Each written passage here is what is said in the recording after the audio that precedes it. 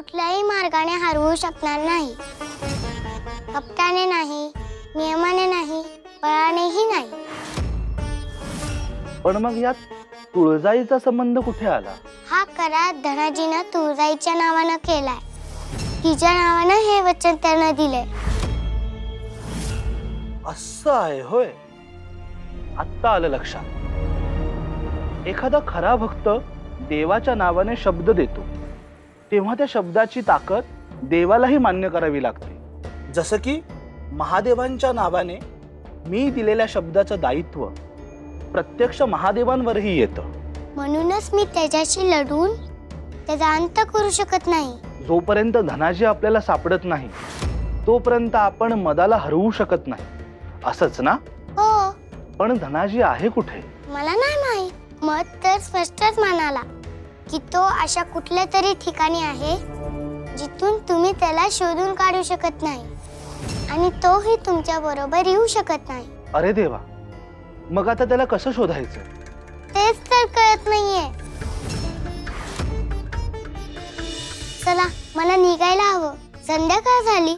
आई घरी वाट बघत असेल. हो, तुम्ही निघा. तुम्ही देवीचा अंश जरी असलात तरी सध्या एका आईची छोटी लेक आहात. ह्या धनाजीला कसं शोधायचं याचा मी विचार करतो आणि काही सुचलं तर तात्काळ तुम्हाला सांगतो.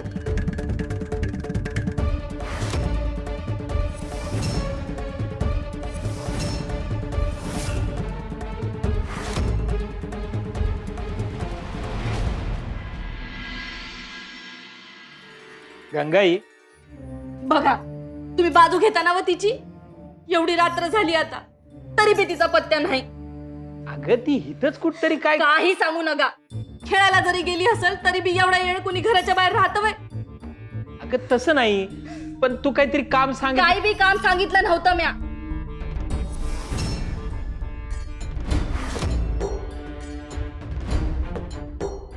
बाहेर सामसूम झालंय. आधीच एवढ्या वाईट घटना घडत आहेत आणि त्यात आपली पोरगी अजून बी घराबाहेर.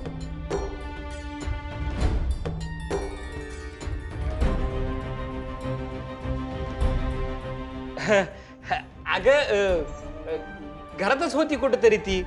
माझं बी लक्ष नाही. तू तिकडे बघत होती ना, तेव्हा तिकडे होती.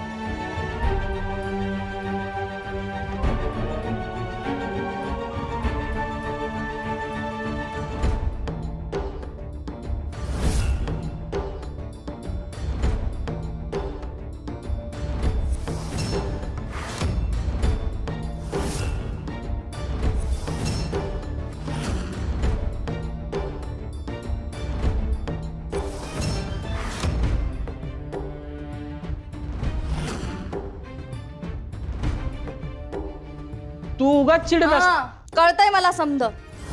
उगा येड पांघरून पेडगावला जाऊ नका तुम्ही बापले. येड पांघरून पेडगावला जायचं नाही, कळलं? गप बसाव तुम्ही. आणि काय ग जगदंबा, तू होतीस कुठं? आणि ही काय येड आहे घरी यायची?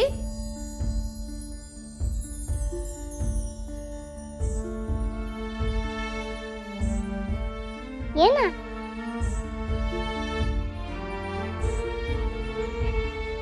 काय माझी गोंडुली गाई. कशाला एवढी चिडते? मी इथेच होते. काही सांगू नगस. इथं जीवाला घोर लागतो माझ्या. गावातल्या कोणाला कधी उचलून नेतील याचा नेम नाही. दिवसा उजेडी फिरायची चोरी झाली इथे आणि तू. गंगाई पहिल्यांदाच गेली ती. तुम्ही मध्ये पडू नका. इथं माझ्या जीवाची काय घालमेल होते ते मला ठाव. आई, अगं मी उद्यापासून लवकर घरी येत जाईल. नाही नाही, उद्यापासनं मला तसली काही चिंताच नको डोसक्याला. मी ठरवलं आहे.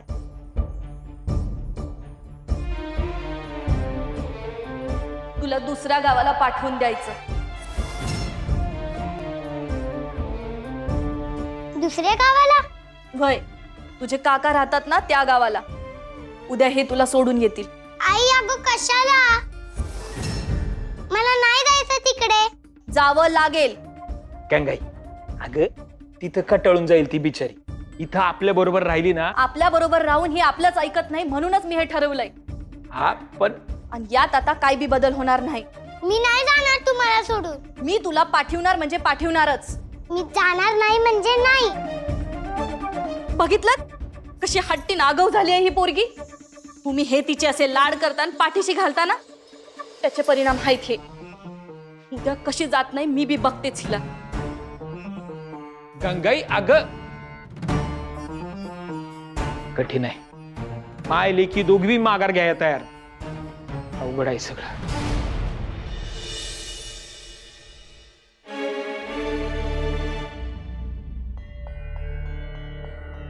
ह्या मदराजाला हरवायचं असेल तर या धनाजीला शोधायलाच हवं.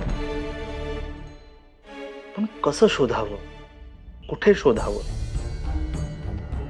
काय करावं म्हणजे हा धनाजी सापडेल.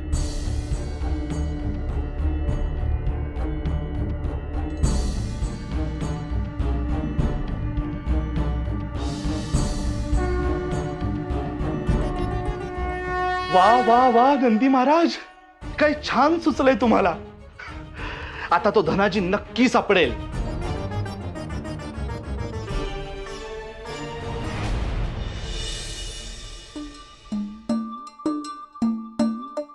अव तुमच्या वस्तू समद्या इकडे तिकडे पडल्या आहेत. त्या आवरा. मला घरात पसारा आवडत नाही. माहित आहे ना व तुम्हाला. हा करतो. अहो सकाळी सकाळी त्या खेळण्याशी खेळत बसू नका. कितीदा सांगितलंय. खेळतोय कुठं अगं, कामच करतोय की. समधी कामं येणेच झाली पाहिजे. तुमची कापडं समजा घरभर पडलेली असतात. माझी कापड तर काय, कालपासनं ते परकर पोलक कोपऱ्यात पडलं हाय. परकर पोलक. गंगाई अग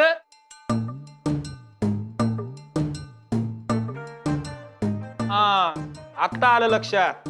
हे असं खायचं तर असं खाणं चाललंय. जे काय असेल ते असो. तुम्हाला समजा पसारा आवरून ठेवायचा हाय, पाणी भरायचं हाय, बैलाला चारा घालायचा हाय. आणि ही समधी कामं दुपारपर्यंत झाली पाहिजे. सांगून ठेवते. कळताय ना वा. वय वय कळताय ना वा.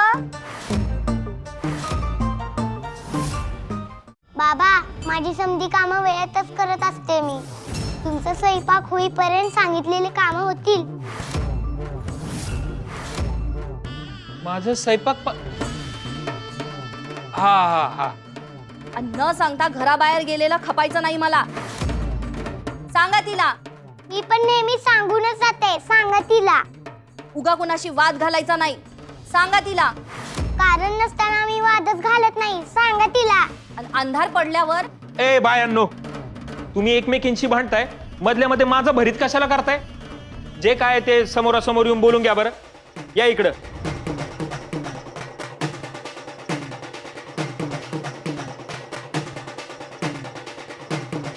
माझं समद बोलून झालंय. मला काय बी बोलायचं नाही आता. मला पण बोलायला वेळ नाहीये. मला जायचंय देवळात. सांगा तिला. या मायलेकींचं भांडण कधी संपणार आहे कोणास ठाऊक. मधल्यामध्ये मी भराडला जातोय.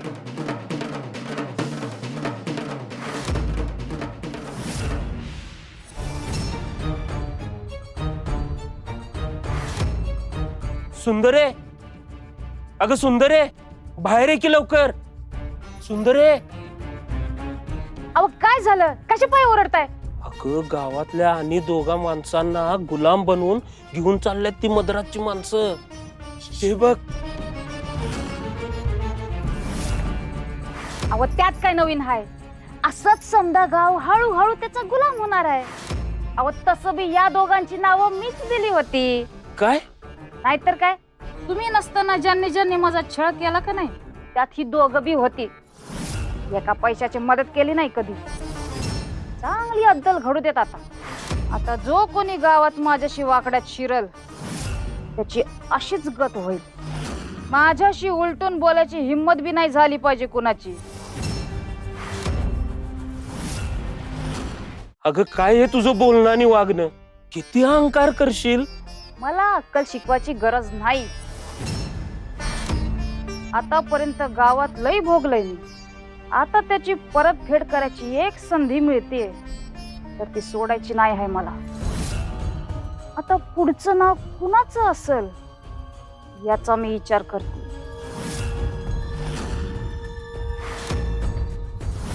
अरे हा, एक नाव तर विसरलेच मी. आजच यांचा निकाल लावते. तुम्ही जावा, मधराजांनी जे तुम्हाला काम दिलंय ना ते करा. मी माझं काम करते.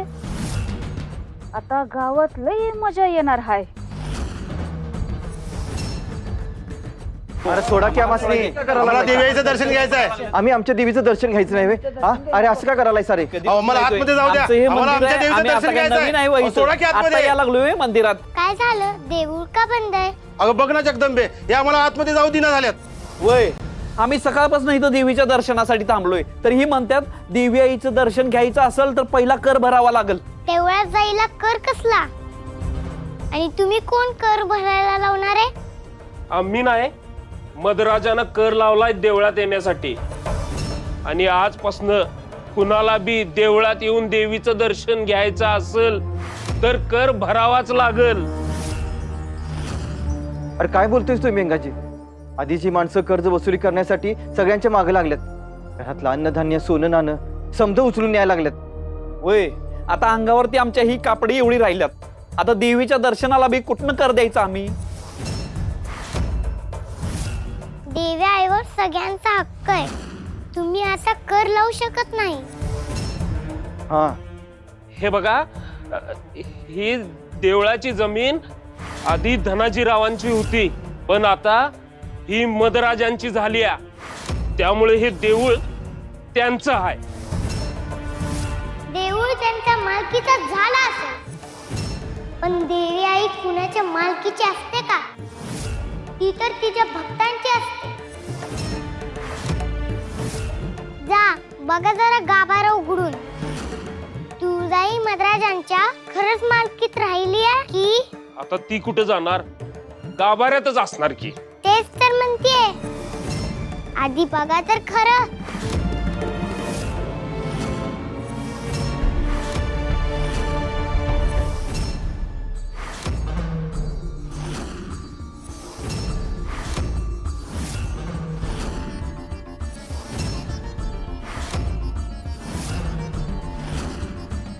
देवी, देवी कुठे गेली?